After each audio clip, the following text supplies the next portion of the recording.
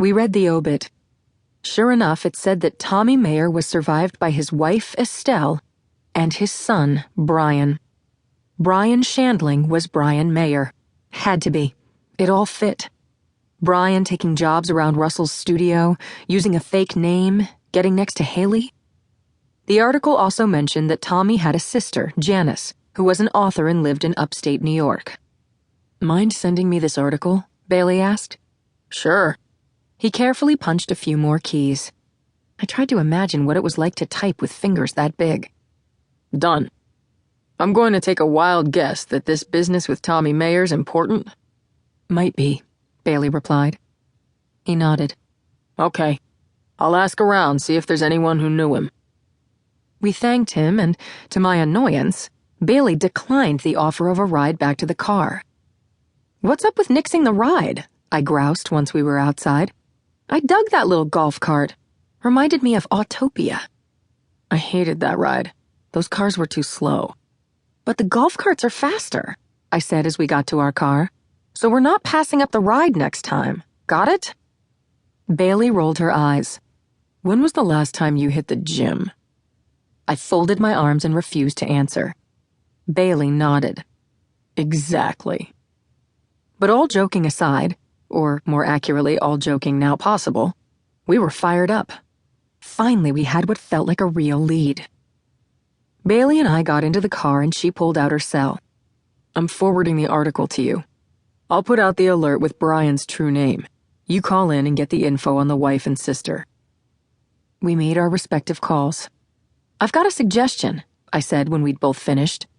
"Space Mountain?" I gave her my steely-eyed look. She yawned in terror.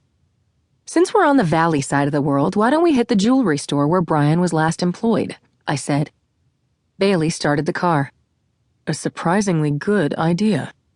You can't teach it. It's a gift. 20 minutes later, we were riding the escalator up to the shops at the Galleria. From the moment we stepped off, we were surrounded by clusters of teenagers. Boys on one side, girls on the other, with occasional meetings between the two that generated squeals and hugs all around. "You remember hugging that much when you were a kid?" I asked. "Yeah, that's me. I'm a hugger," Bailey deadpanned. "Ask me, it's just the guys looking for a way to cop a feel." Perhaps today's youth are simply more effusive in their displays of affection. Or perhaps boys are always looking for ways to cop a feel.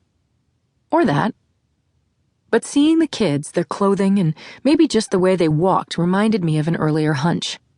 I approached a cluster of girls. "Any of you go to Clarington?" A girl with pink fringe for bangs looked me up and down before answering. "We all do." The other girls nodded.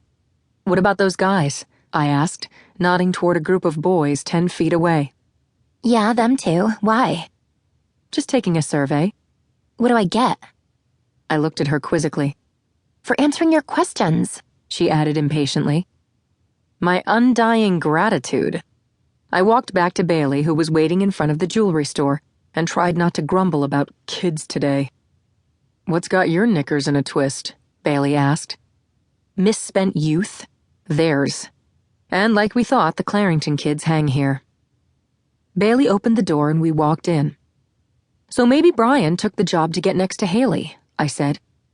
"Or he found a better job as a manager here and just got lucky when she floated by."